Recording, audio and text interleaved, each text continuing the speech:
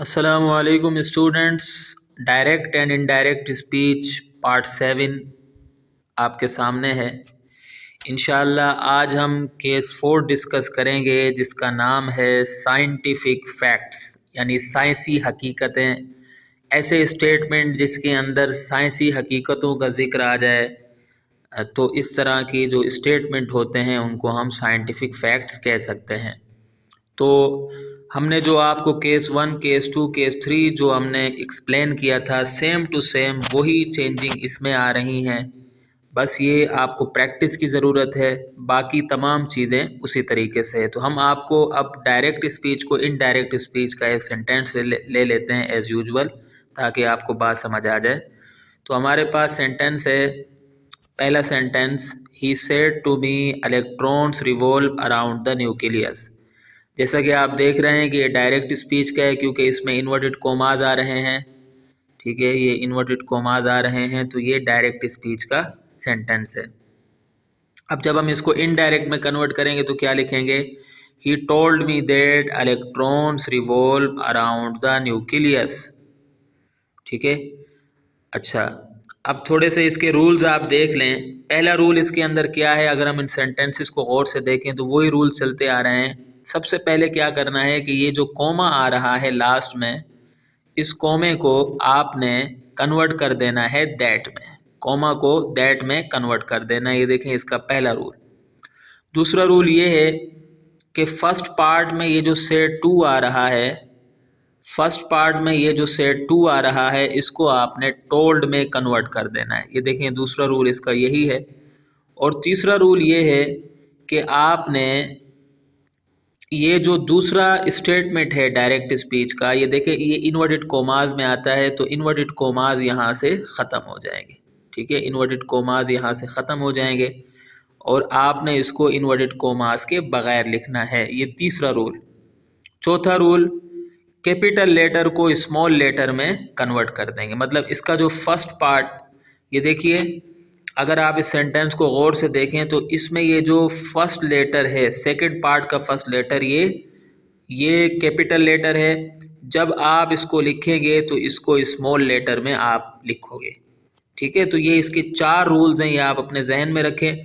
और ये वही रूल्स हैं जो पहले से चलते हुए आ रहे हैं, तो कोई मुश्किल बात नहीं। आप मेरी जो प्रीवियस वीडियोज़ हैं वो ज़रूर देखें अगर आप नए हैं इस चैनल पर, ताकि आपको पूरे तरीके से बात समझ आ सके। अच्छा, अब आगे चलते हैं। एक सेंटेंस हम ले लेते हैं, direct speech into indirect speech into direct speech. अच्छा, इसमें एक चीज़ मैं आपको बताना भूल गया कि यहाँ एक गलती है छोटी सी। ये देखिए इलेक्ट्रॉन लिखा हुआ है, तो इसमें क्या आएगा, इलेक्ट्रॉन्स आएगा। यहाँ एस नहीं लिखा हुआ है तो यहाँ पर एस आएगा। ठीक है, अच्छा, ये उसके बाद हम आगे चलते हैं। अब यहाँ देखें, ये पहला सेंटेंस है, he says that matter has 4 states. अब यहाँ देखें ये इनडायरेक्ट स्पीच का है। क्यों? क्योंकि इसमें इन्वर्टेड कोमाज नहीं है। जिसमें इन्वर्टेड कोमाज नहीं है वो तो समझ जाइए कि वो इनडायरेक्ट स्पीच का सेंटेंस है। तो हम इसको डायरेक्ट स्पीच में कन्वर्ट करते हैं। तो कैसे लिखेंगे, he says matter has 4 states. अब जो चेंजिंग हमने इसमें पढ़ी थी, यानी इसके अंदर direct speech into indirect speech, अब आप उसी को उलट कर दें, उसी को उलट कर दें तो ये क्या बन जाएगा, ये इनडायरेक्ट बन जाएगा। तो पहली चेंजिंग क्या है भाई, पहली चेंजिंग ये है कि ये जो दैट है, ये दैट कोमा में तब्दील हो जाएगा। ठीक है, दैट, ये कोमा, ये छोटा सा कोमा बना हुआ है, इसमें तब्दील हो जाएगा। ये पहली चेंजिंग हो गई। दूसरी चेंजिंग ये है कि सेकंड पार्ट इन्वर्टेड कोमाज में आएगा। ये देख सकते हैं आप, सेकंड पार्ट किस में आएगा, उसमें इन्वर्टेड कोमाज हटते हैं। देख लें आप, इसमें देख सकते हैं कि इसमें इन्वर्टेड कोमाज हट रहे हैं, जबकि इसकी बात करें तो इसमें इन्वर्टेड कोमाज लग रहे हैं, क्योंकि स्टेटमेंट है, किसी की बात है, तो इसलिए ये इन्वर्टेड कोमाज में आएगा। और तीसरी बात कि जब उसमें क्या होता है, उसमें जो पहला लेटर होता है, यानी जब दूसरे पार्ट का पहला लेटर स्मॉल हो जाता है, और इसमें क्योंकि दूसरे पार्ट में किसी का स्टेटमेंट होता है तो पहला लेटर इसमें कैपिटल हो जाएगा।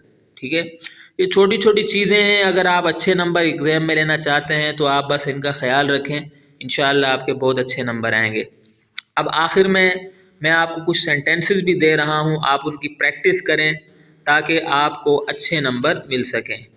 तो ये साइंटिफिक फैक्ट्स के कुछ मैं आपको सेंटेंस दे रहा हूँ, आप उनकी अच्छे तरीके से प्रैक्टिस कर लें। अब यहाँ मैथमेटिकल फैक्ट्स लिखा हुआ है, ये गलत लिखा हुआ है, ये असल में ये साइंटिफिक फैक्ट्स हैं, ठीक है। तो प्रैक्टिस सेंटेंसेस हैं।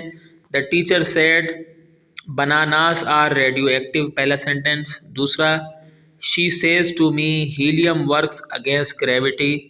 और तीसरा है, I said to him the boiling point of water is 100 degree centigrade. अब इसके आंसर्स देख लेते हैं।